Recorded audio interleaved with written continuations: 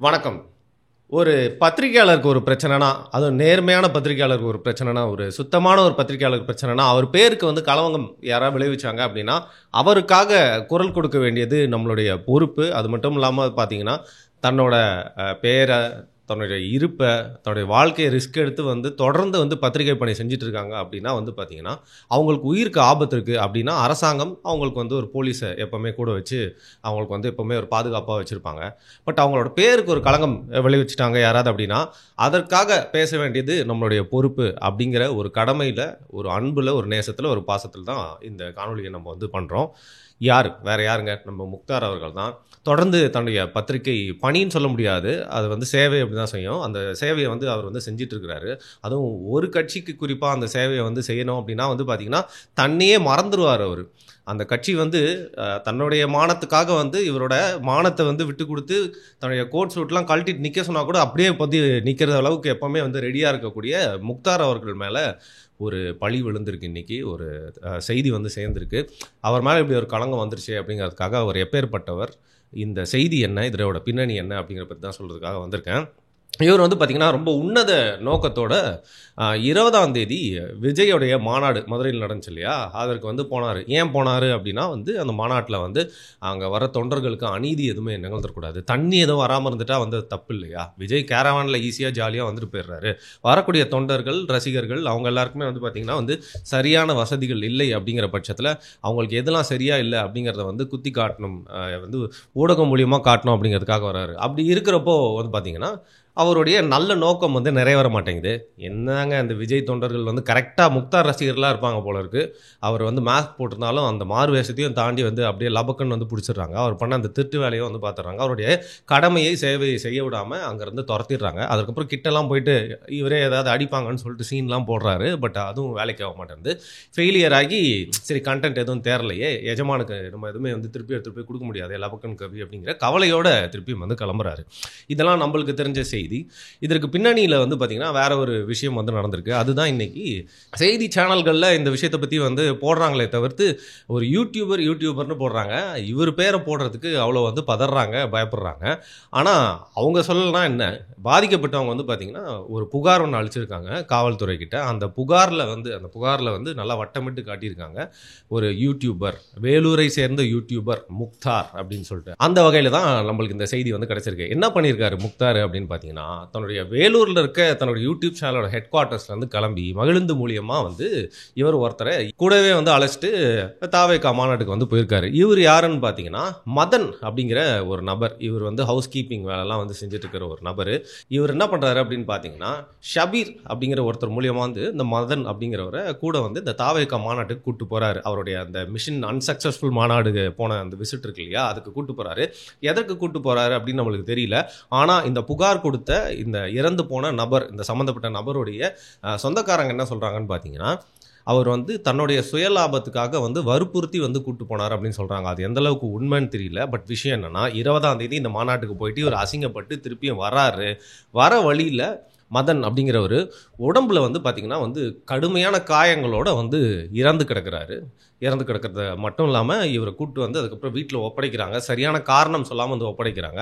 இது வந்து ஒரு மர்மமான மரணமா இருக்கே அப்படின்னு சொல்லிட்டு சொந்தக்காரங்க இதுக்கு மேல பொறுக்க முடியாம போயிட்டு காவல்துறை கிட்ட இந்த கம்ப்ளைண்ட் வந்து குடுத்துருக்காங்க. இந்த கம்ப்ளைண்ட்ல வந்து பார்த்தீங்கன்னா சும்மா குடுக்கல.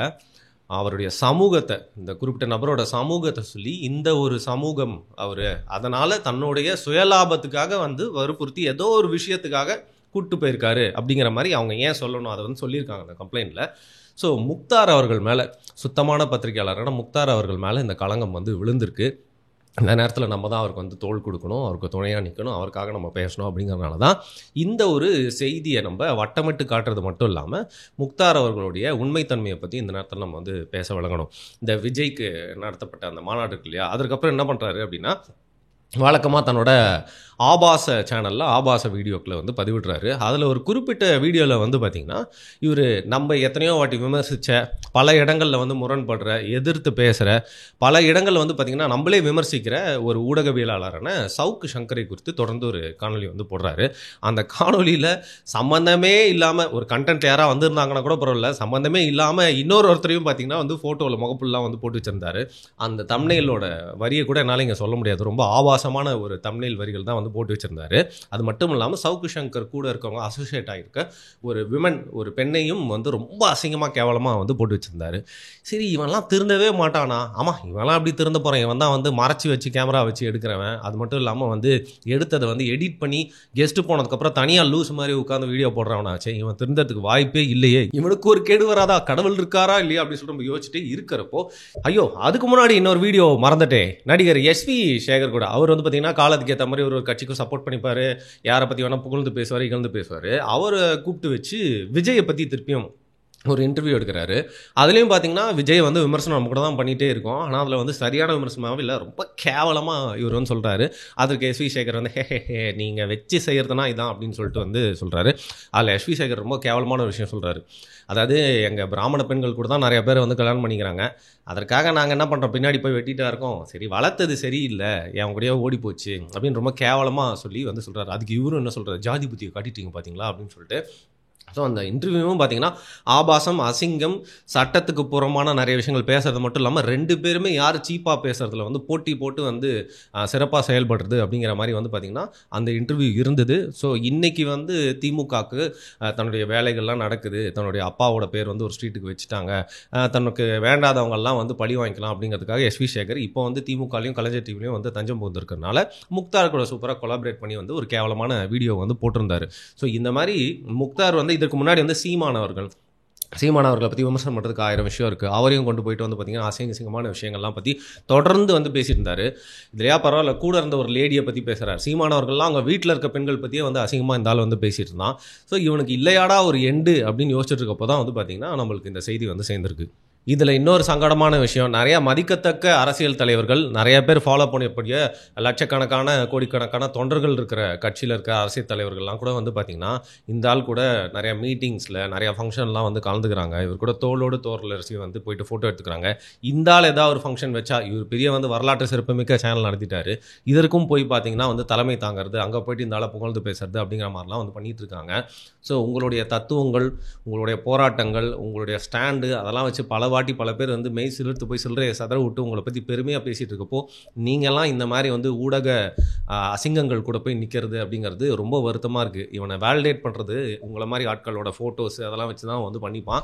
ஸோ ஏன் இப்படிலாம் பண்ணுறாங்க, இந்த மாதிரி தரம் தாழ்ந்து பேசுகிற ஒரு ஆள் கூட இவ்வளோ தைரியமாக போயிட்டு அவரை வந்து ப்ரொமோட் பண்ணுறாங்களே அப்படிங்கிற ஒரு கேள்வியும் வந்து பார்த்திங்கன்னா அந்த ஃபங்க்ஷனில் வர ஃபோட்டோலாம் பார்த்து எனக்கு எழும்புச்சு. இந்த நேரத்தில் வந்து முக்தார் அவர்களுடைய பேர் வந்து கலங்கப்பட்டுருமே அப்படிங்கிற ஒரு கவலை நம்மளுக்கு வந்து ஏற்பட்டிருக்கு. குறிப்பாக வந்து பார்த்திங்கன்னா அந்த செய்தி வெளில வந்தோடனே சமூக வலைதளங்களில் கர்மா அப்படிங்கிற ஒரு விஷயம் இருக்குங்க, அது வந்து நடக்கும்னு சொல்லுவாங்க. பட் இவ்வளோ சீக்கிரம் நடக்குமா அப்படின்னு சொல்லிட்டு சமூக வலைதளங்கள் பல பேர் வந்து எழுதிட்டு இருக்காங்க.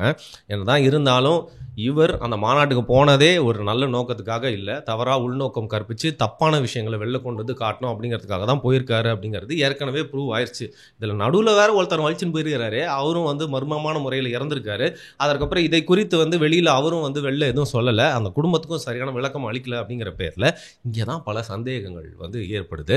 இந்த நேரத்தில் இந்த கேஸை நிஜமாகவே நியாயமாக விசாரித்தா சரியான உண்மை வந்து வெளில வந்து சேரும். சரியான உண்மைனா எதுங்க, நீங்கள் தப்பாக எடுத்துக்காதீங்க, முக்தார் அவர்கள் வந்து அவர் மேலே எந்த தப்புமே இல்லை அப்படிங்கிற உண்மை வந்து வெளில சேரலாம் இல்லையா, அதான காவல்துறை தான் வந்து விசாரிக்கணும், நியாயமாக விசாரிக்கணும், உண்மையாக விசாரிக்கணும். ஏன்னா இந்த ஆட்சி காலகட்டத்தில் முக்தார் பண்ணுற கேவலமான பத்திரிகை, அதாவது பத்திரிகை தொழிலே செய்ய முடியாது, முக்தார் செய்கிற கேவலமான இந்த லேகிய வியாபாரத்தை வேறு ஏதாவது ஒரு கட்சியை சார்ந்த இல்லை நியூட்ரலாக இருக்கக்கூடிய ஊடகவியலாளர்கள் யாராவது பாதி இல்லைங்க கொஞ்சோடு சிந்திச்சாக்க இந்த நேரத்தில் வந்து அவங்க வந்து ஜெயிலில் இருந்திருப்பாங்க, திருப்பியும் வெளிலே வந்திருக்க முடியாது, சமூகத்தில் அவங்க வந்து மூஞ்சே காட்ட முடியாத அளவுக்கு ஆயிருப்பாங்க. ஆனால் இவன் இந்த ஆட்சியில் இந்த அளவுக்கு வந்து பார்த்திங்கன்னா ரொம்ப கேவலமான லேகிய வியாபாரம் ஊடகத்தில் செஞ்சிட்ருக்கிறான் அப்படின்னா அவனை விட்டு வச்சிருக்கிறது இந்த அரசாங்கமா அப்படிங்கிற சந்தேகம் மட்டும் இல்லாமல் பல பேர் கன்ஃபார்ம் ஆமாங்க அவங்களுக்காக தானுங்க வேலை செய்கிறாங்க அப்படின்னு சொல்லிட்டு இருக்கிறப்போ இந்த விசாரணை நியாயமாக நடைபெறணும் அப்படின்னு நம்ம வந்து சொல்கிறோம். அப்பாவியோட உயிர் வந்து கூட போயிருக்கு, கூட வந்து போகிறப்போ சும்மா போகாமல் ஒருத்தனை கூட்டின்னு போயிருக்காரு அப்படின்னா வந்து இவர் கூட இருக்கப்போ தான் வந்து உயிர் போயிருக்கு, இல்லை இவர் கூட்டிட்டு போனதுக்கு அப்புறம் தான் அந்த உயிர் போயிருக்கு அப்படிங்கிற பட்சத்தில் நியாயமான விசாரணை மூலமா உண்மை என்ன வெளில வருது அப்படிங்கிறத பொறுத்து இருந்து பார்ப்போம்.